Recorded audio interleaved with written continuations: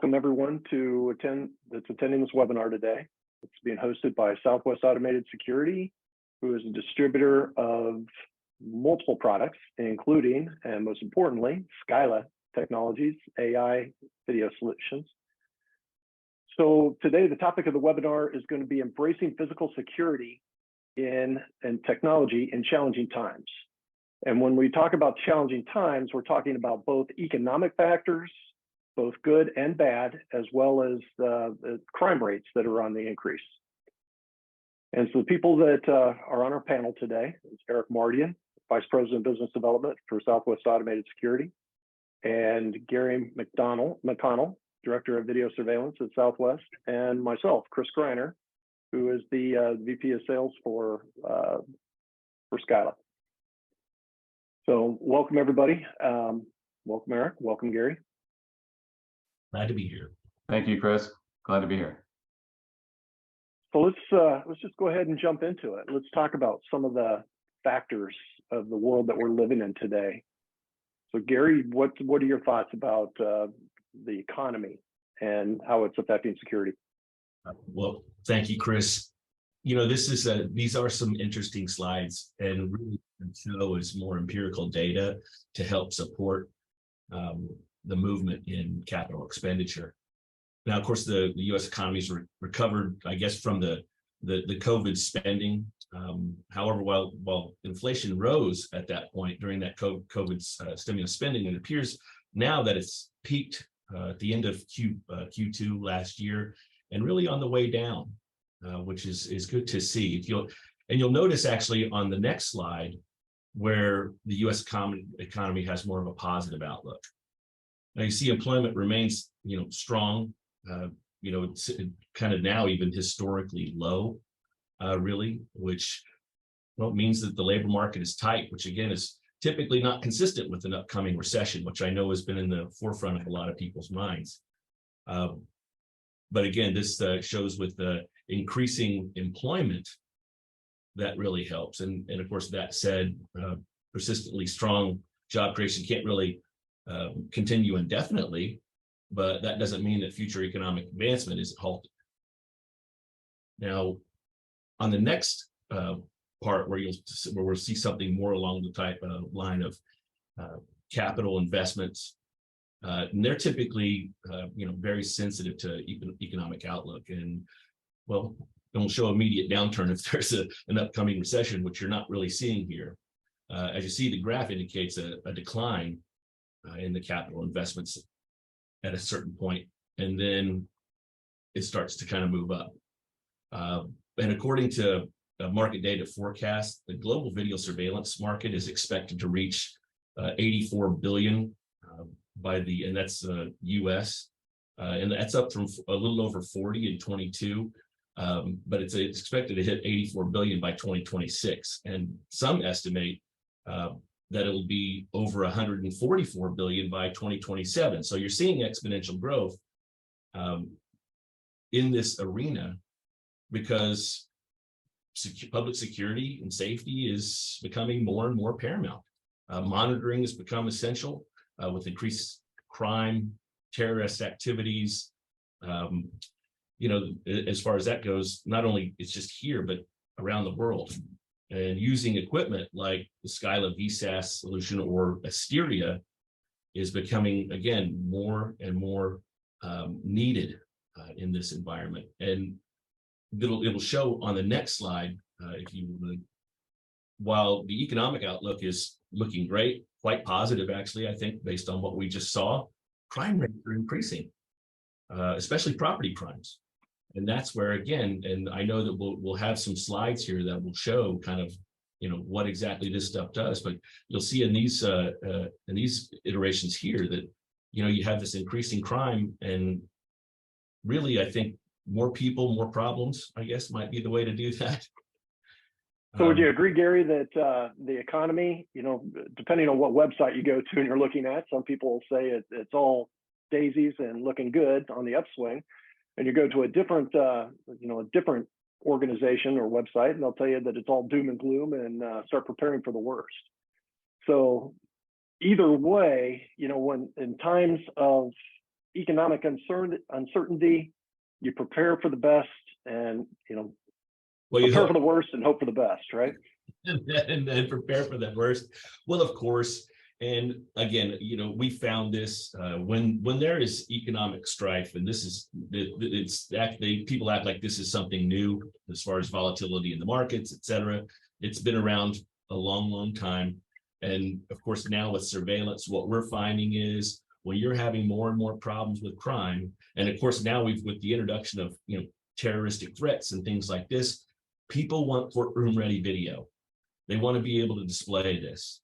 You're seeing more and more, and now with, of course, the advent of somebody's got, something that's been taken out of our lexicon completely is, gee, I wish I had a camera.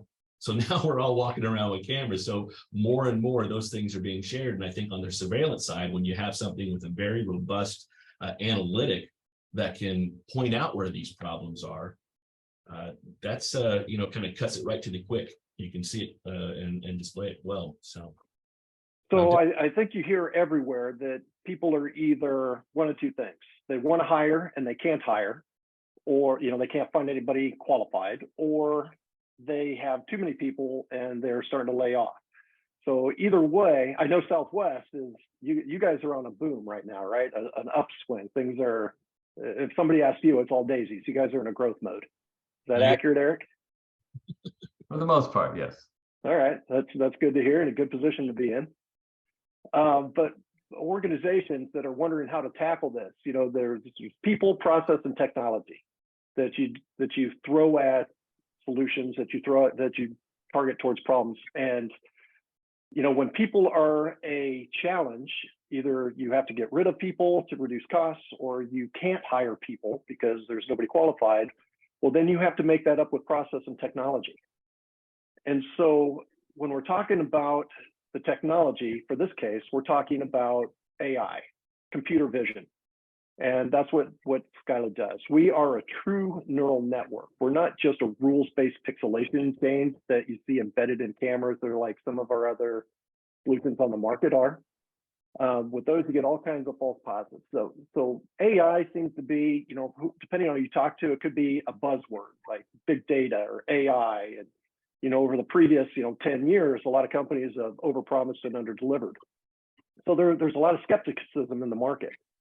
And people, some people are sitting back and they're waiting to watch. There's different stages of digital transformation. And right now, AI is about right in the middle. And if we show an analogy, if we use the internet as an analogy, in the early 90s, when the internet was first coming around, people would say, oh, that's not for us, that's not for me, that's for government, that's for universities. Well, corporations, businesses, entities, integrator partners that sat on the side grounds, and they sat on the edge and just watched it and didn't embrace it or learn about it or even dip their toe in the water. Next thing you know, they're looking and they're seeing their competitors putting out e-commerce stores. And all of a sudden you have companies like Dell who are changing and shifting the model to the way that people source their equipment. They can do it much more efficient than, by embracing this new technology called the internet. And the people that sat back and didn't embrace it, didn't explore it, they were left behind. The people that were actually embracing it and learning about it and starting to incorporate that into their offerings and becoming the expert, they're the leaders and they're the forefronts, and they're the people that after a couple of years of this technology maturing, we're at the top of the mountain. So that's how AI is right now. We're right in the middle. For the people that are sitting back and they're just doing business as usual, if I'm an integrator and I'm saying, oh, I'm just going to rely on the analytics that are embedded in my camera, that's fine. You do that. But as AI advances and it gets better and better and becomes more mainstream, your competitors are going to leave you in the dust. If you are a end user, if you're a hospital, for example, you can use the AI to help with your process and help retain the people, and it starts to grow with your organization as you move forward. But we're at a point with AI where everybody needs to start investigating and learning and start embracing and making that a plan, because 2 years, 5 years, 10 years, it's not going away. I had a customer tell me one day, they said, there was a time when license plate recognition and facial recognition was magic. It was unreliable and it was magic, but now it's commonplace. It's everywhere. It's a tool that everybody relies on daily. So the AI that we're all starting to embrace right now and starting to learn about, and that is out there, it's at that same point. It's becoming a part of the toolkit that organizations, that integrators need to put into their solutions to differentiate themselves and show the value that that is out there. Well, the value, I think, is really key, Kris. I mean, especially again now, people are concerned about going forward with the economy. It's like, okay, so where am I at? What kind of investment can I do that's going to get my ROI, my bang for the buck? And I know that we probably want to cover some things on that, but we have installers, integrators, et cetera, who have come to us with an existing platform that, okay, well, I'm not changing out 300 cameras at this particular point, kind of what can I do? And this is where we come into what Scylla offers in that space. And I just wanted to make it clear that Kris, you might be able to talk about this as well, but it's being able to have whether the exterior or VSAS solution to come in and analyze video from an existing system without having to change every single camera in NVR. That comes into play for, frankly, a small investment to make okay cameras into just amazing AI cameras. So the fact that the Scylla AI works with existing infrastructure, existing cameras, or server-based solution, you don't have to replace your entire infrastructure, security infrastructure, in order to make it intelligent. You simply add, the access to the streams to the Scylla servers, and now you have a brain watching all of your cameras live and in real time for exactly what you tell it to watch for: objects, actions, behaviors, and anomalies in general, as much, and including traffic flow analysis. I mean, your cameras that are sitting there quietly recording, you can gather actionable intelligence of how many people are in your organization, what's the traffic flow, if somebody going against the grain, is somebody, I mean, there's just so many things at the same time while we're watching for weapons, we're watching for fights. And so that's going to allow you to get an ROI on your organization. So I know, Eric, you can talk to that too, the ROIs. Absolutely, Kris. There's actually a 2018 MIT Sloan Management Review study entitled Reshaping Business with Artificial Intelligence.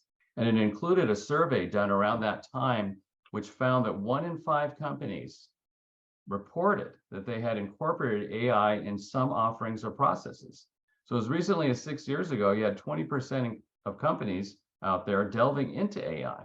So arguably, this percentage has gone up a good deal since then. So AI has gone from being a buzzword or buzz acronym to becoming mainstream and too big of an application or discipline to ignore, and no longer seen as optional. A major reason for this is the solid return on investment inherent with AI. And this is being proven daily by and within many organizations the world over. So I'm not going to go into all the examples for now, but let's just say that improvements in human capital effectiveness are chief among them.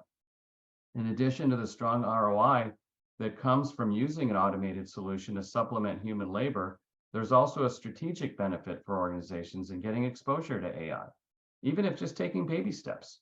The organizational learning and benefits that are reaped with implementation of AI means that an organization can be well positioned to take greater advantage of AI as the technology becomes more prevalent. For example, within the security industry, it just builds upon itself as the deployment of AI in security is inherently modular. This is clearly a case in which go big or go home doesn't really apply. You just don't want to wait too long before at least dipping a toe in the AI water. And as Kris touched on, an organization that, for example, that developed an early understanding of the internet, say back in the mid-90s, gained insight in how to use that technology before others through smaller projects, improving their knowledge and therefore their competitive position. They would then get ahead of the game by doing that. Some other organizations may not have wanted to try out the internet and later found themselves behind their competitors, in a lot of cases making poor, desperate decisions trying to catch up. Next slide, please.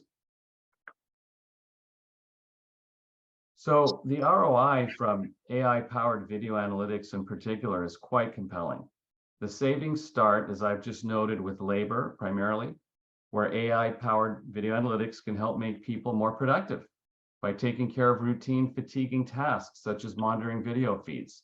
As I'm sure most of you are aware, and several studies have shown, that the vast majority of video surveillance video is, surprise, surprise, never viewed by anyone. Certainly not recorded video until an incident is reported, right? And oftentimes that's too late. But also security officers can and do miss incidents in live video feeds with multiple monitors to view and various distractions that they encounter. That's a given. Secondly, there are savings from reducing theft, as in with shoplifting, even though most retailers, of course, do budget each year for X amount of shrinkage, but AI-powered video analytics can help reduce that shrinkage and allow realized savings to go elsewhere. The larger benefits come from transformational changes. So this means preventing very large costs from employee turnover to brand and reputational damage from occurring. And staying with within the retail world for a moment, other benefits come from understanding movements through shopping malls and within retail stores. So for shopping malls, for example, this can help with location placement of stores in a mall. And for the stores themselves, this can be used to optimize store layouts and reduce loss of sales due to shoppers becoming frustrated from long queues. And AI-powered video analytics can help with determining the effectiveness of sales promotions and other marketing applications using intelligent heat maps that detect density of shoppers in a defined area of the store, as well as measuring foot traffic or footfall. And these concepts, these measurements are something that's very important to marketing departments of organizations. And they typically have larger budgets than do the security department or IT even in many cases. So that's definitely a group to tap into, whether you're an end user talking to your fellow colleagues in marketing, or if you're an integrator needing to know who to discuss these topics with within an end user. Certainly marketing is a place to go because they are definitely wanting to know this type of intelligence. Kris? Yeah, you're exactly right, Eric. When we're talking about reducing labor, for example, feedback that we get, direct comments from hospital CEOs, COOs, CFOs, for example, they say what they're really concerned about is maybe not plus or minus one guard or one operator or having an AI replace a person there, but it's that bigger picture. It's that employee retention.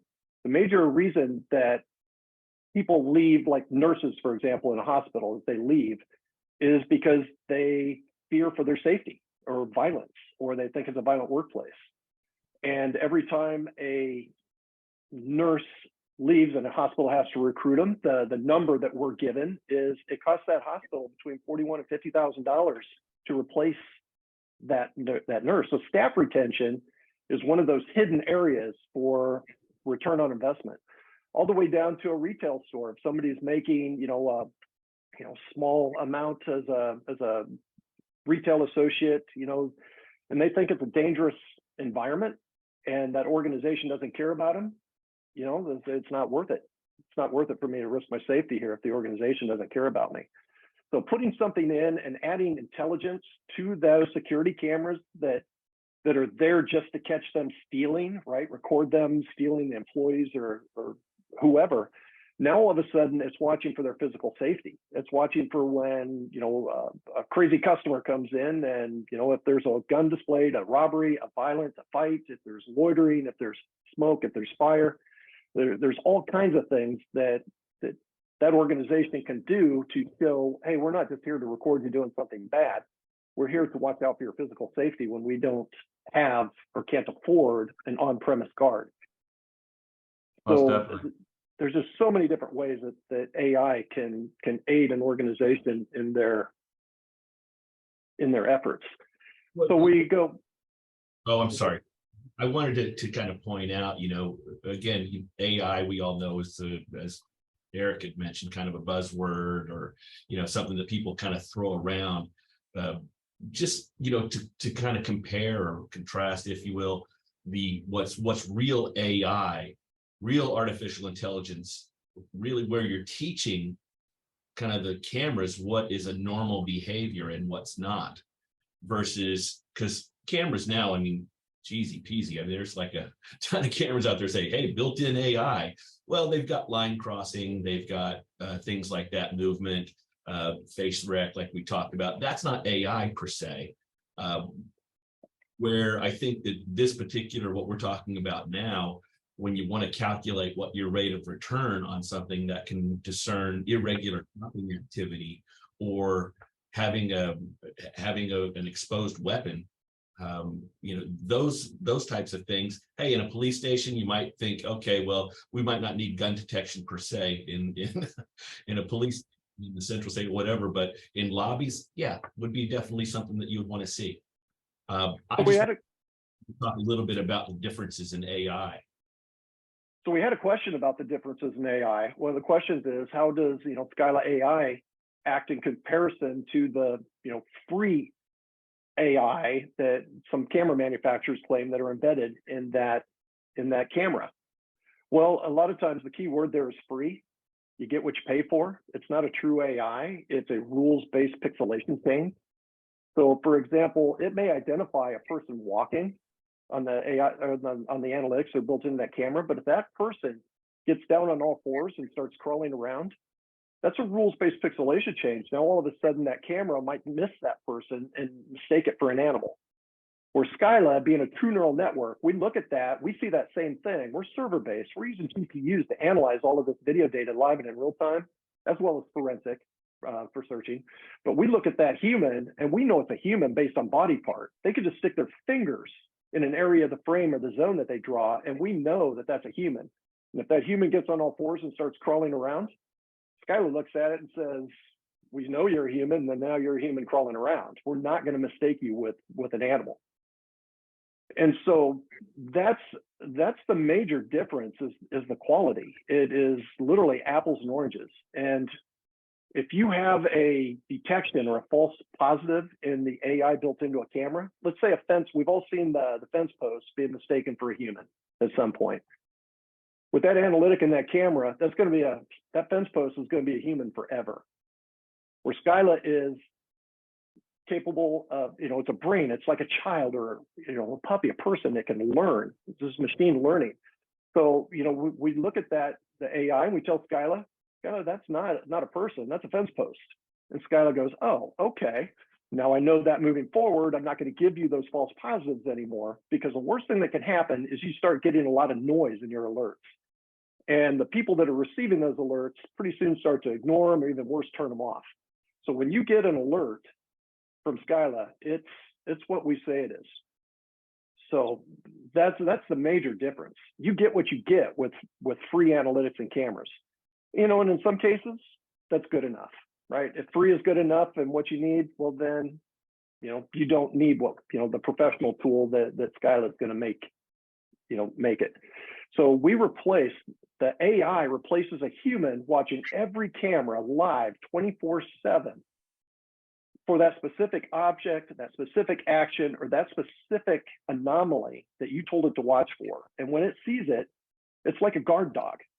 You have a guard dog, you want somebody to guard your house. You want a puppy, so you buy a puppy and you set it down, you set it. Well, that's going to be the camera AI or the camera analytics. It's going to bark when somebody comes to the window. It's going to bark when somebody comes to the door, but it's also going to pee on your floor and chew on your slippers. But with Scylla, you can train that puppy to becomes a police dog that becomes an invaluable tool that works with hand signals. So you can train it to be an invaluable part, or you can accept, mostly good and annoying. So that's what I can say or talk to the analytics that are built into the cameras. If it's good enough, then it's good enough. But if you want professional grade, professional strength, and reduce your false positives, and you actually want to simulate what a human would do if we were watching that camera live, then Scylla is the answer. AI. 100%. We're actually getting into actual crime prevention, something that someone like myself who's been in surveillance for a number of years, we talk about it, but reality is it's more like you're documenting a tragedy and then going back and looking at the video versus actual crime prevention, which is what I think we're offering here. So when we keep talking about AI, what's that really mean? You know, you say Scylla AI, what is it? Well, Scylla is a software. We're a true neural network, and we are a server-based solution. That server can reside in the cloud, it can reside on premise, and we also have edge appliances, and they can all work individually, or they all can work in cooperation with each other with a browser-based dashboard. And depending on your infrastructure, we apply to, you know, we can work inside a firewall, we can work, you know, live inside your security requirements. So there's a lot of high security environments that need this type of equipment, but they don't allow for cloud hosting or any part of a cloud, or it has to stay inside a closed VLAN. Well, Scylla can do that because we can function as an on-prem server base. So we give access to the streams. We point all those streams to the Scylla server, and we integrate with all the major VMSs, probably about 25 of them right now, and we're adding them at customer requests. So we have our edge appliances, and all of these can be sourced through Southwest Automated Systems, who is our distributor for that platform. If you have a school district or some sort of an organization that has like 50 buildings, for example, and you maybe only want to do, you know, if each school has 100 cameras, you don't necessarily have to put weapon detection on all 100 cameras, but you put them on key points of entry, you put them in the parking lots, you put them in the areas that are going to be visible when people are walking up to that door. So we have our edge appliance is perfect for that. You put an edge appliance that gets access to those cameras, it analyzes the video live and on-prem at each location, and they all communicate centrally to a dashboard, and they can all be managed multiple buildings from one place. And so if we see a weapon in a parking lot, for example, at the same time we're sending a notification to a school resource officer, or we're sending it to police, or we're sending it to anybody, loss prevention, or anybody that you want that to go to, we can at the same time tie into access controls, and we can lock a door, for example. We can tie into crisis communication or unified messaging scenarios or situations. We can automate a 911 call to the closest dispatch center, a 911 dispatch center based on the location of the camera that identified that threat. There's just so many ways that Scylla can add and secure organizations and stop that person, or at least slow them down before they actually enter a facility to, you know, commit any sort of a shooting. You know, fights, aggressive behavior, you know, abandoned object detection. Our facial recognition is like no other. It literally is unsupervised learning of a person's face. It memorizes what a person looks like, unlike the traditional mapping of a points on a face. So, you know, it's even unfair to call Scylla a facial recognition company, because that's just one of the many things that we offer that would actually be limiting us and doing us a disservice. So that's what, when we're talking about what is AI, that's what I'm talking about. You're adding intelligence and giving a brain to your existing security system that's already sitting there quietly recording. And like you said, Eric, nobody ever watches that video, not until something bad happens. So you go back, you check the video, and you say, yep, that's the bad guy, or that's the bad thing. But by then you're doing damage control. You're trying to figure out what happened. Where Scylla adds that real-time situational awareness, where we tell you in real time, just as if a human was watching and saw a weapon, a ball, you know, whatever it was told to watch for. Scylla does that, but it never blinks, it never looks away, it never gets tired. And the other thing, we're so confident in the ability and accuracy of our detections, we don't require that you send that video to us or that alert. You can send that alert to that video internally anywhere you want. It's got us out of the picture. We're not a monitoring, we don't have to be a monitoring service. So you guys can manage all of that internally. It never has to leave your organization. We don't have to log, store, record anything. So for privacy, you know, we adhere to the GDPR in Europe, the California Consumer Privacy Act. Really all of the objections that people think make when it comes to AI is because they don't understand the platform or the product or the technology.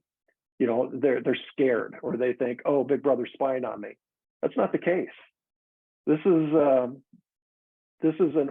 tool that an organization will use to keep everybody more safe, more secure, or analyze the traffic flow of people, of humans. And, you know, when we talk about, you know, our edge appliance, this is an example of an edge appliance. This is our Scylla Hysteria. This can analyze the video streams live and on-premise at multiple buildings across an enterprise. You're not even having to manage servers. And of course, if we get into larger installations with, you know, dozens or hundreds or even thousands of cameras, then yes, we might move up to more computing power with servers. But if you have, you know, a chain of convenience stores, if you have a chain of gas stations, if you have a chain of schools, our edge appliance is incredible. It's basically AI in a box. You call up Southwest, you place your order, say, I want, you know, 16 cameras in my organization to watch for guns. Place your order, you get the box, and basically you're done. We make it simple. It's a plug and play technology that just works incredibly well. And that's the key, is we make it simple for everybody. So, you know, other use cases, you know, towers, you know, portable towers, portable stations, you know, where you have limited communications, limited power, and everything is at a premium. You analyze all that video using that smallest area box right on premise, and only send the alerts when there's a detection. So something as small as, you know, even 3G data could send, you know, images of detections of object detection or intruders or that sort of thing. You know, and the fact that this apparatus is camera agnostic, and the fact that it can work with a ton of different things. Of course, here at Southwest Automated, we actually build those towers to spec, those portable towers, and you can include whatever components, including the Scylla Hysteria, with that, as well as cellular communication, et cetera. Just thought I'd throw that out there. Well, I know we're coming up to the end of the time, but you know, here's an example of just identifying humans,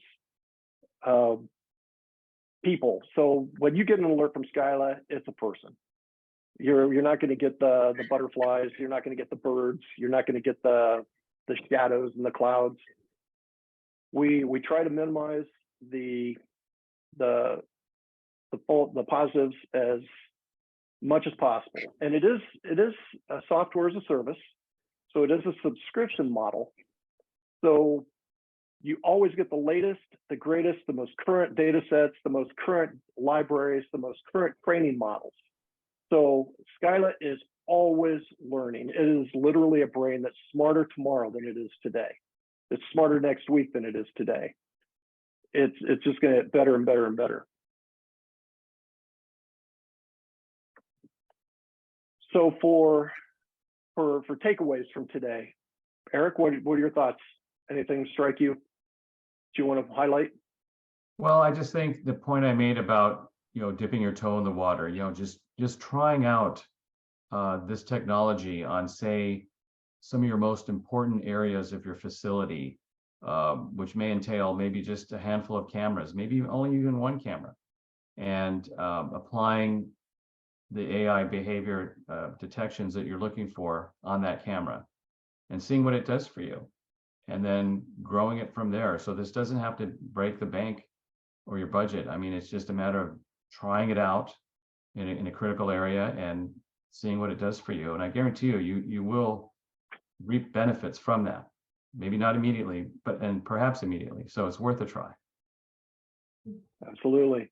So feel free, anybody, to type in any questions and answers, Q&A. We did have another question. You know, since we are a SaaS model, how do we upgrade to the latest versions, libraries in a closed network?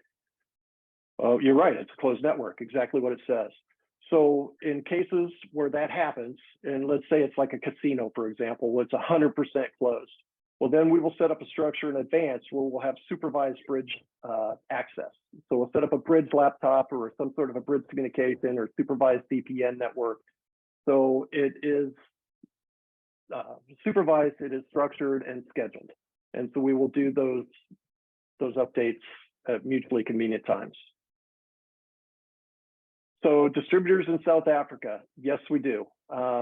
We do have distributors in South Africa. So, send us an email or a link and we'll put you in direct communication or contact with them. So again, FedRAMP, another question. Federal government, be completely all open and transparent. When Scylla came out, we're a younger and newer company. Just in the last few years, we started with the commercial market and the private sector. We didn't go after the federal government or state and local right out of the gate. So we went after and we started securing private industry and commercial, and are gradually entering into that federal space. So yes, we will be on FedRAMP. And we do have other ways to purchase. We are on the Omnia Partners Cooperative Purchasing Contract. So people can acquire Scylla solutions through that without the need of even having to go to bid because it's already been qualified through a Homeland Security RFP process.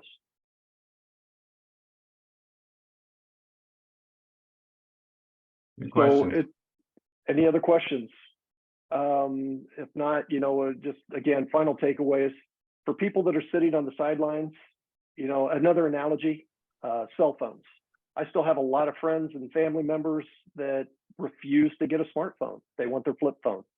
They're sitting on the sidelines saying it's not needed. Well, there's a lot of people sitting on the sidelines saying AI is not needed. It's not necessary. I'm going to continue doing what I'm doing. But the flip phone people don't have any idea what they're missing out on and all the capabilities, the functionality that smartphone brings to, enriching their lives and ensuring their safety, all the different things that, that I just watch flip phone people saying, I'm going to do what I always have done, and I'm not going to do anything different.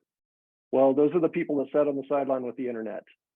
And the people that embrace the internet, Eric, your analogies, they were the forerunners, they were the pioneers, they were the leaders, they were the subject matter experts.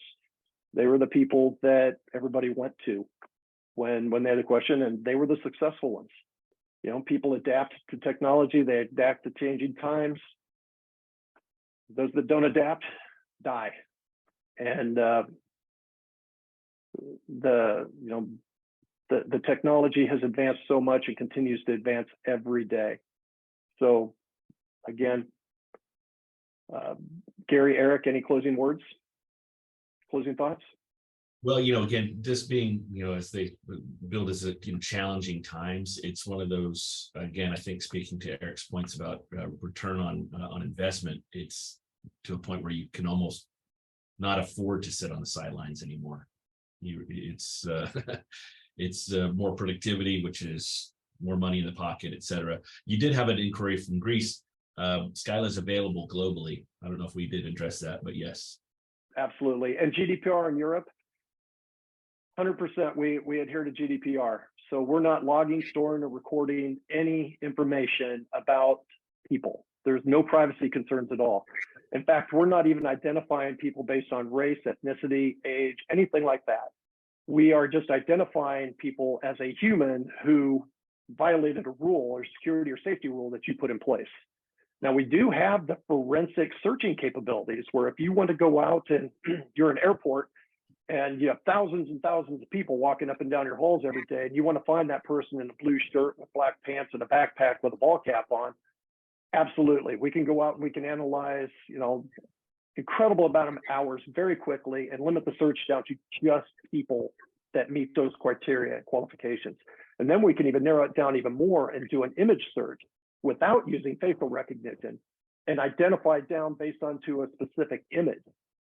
So you can identify a specific person in a crowd of thousands and thousands of people based across hundreds or thousands of cameras incredibly quickly. So, we're known for our real-time situational awareness capabilities, but we have very strong forensic searching capabilities as well. Kris, I just want to add, if anyone would like to talk to us at Southwest Automated Security, You can find us at southwestautomated.com. We are a US-based company with 19 locations across the country serving North America, and we can help you design your Scylla solution as well as putting the rest of the puzzle pieces together with cameras and ancillary equipment. So please reach out to us, and feel free to reach out to Gary and me as well. You do have a toll-free number at 844 SAS CCTV. Very Easy to nice. remember. Well, if nobody has any other closing thoughts, we can wrap this up. I don't see any other questions. So one last shot for questions, going, gone. If not, we can wrap this up. And I want to thank everybody for your time, your attendance, your interest, and don't be left on the sidelines. Learn about AI, the advancements. Don't just sit back and go on what you think you know. Call us up, talk to us. We'll explain the capabilities. We'll also tell you the limitations, right? Because it's not magic. So everything does have limitations. But when everybody understands, what something is capable of and what it's not capable of, that expectation is set and everybody's happy. So, and it's a very valuable tool in your arsenal of security and safety products. Thank you all for your valuable time today. Yep. Thank you, everybody. Take care.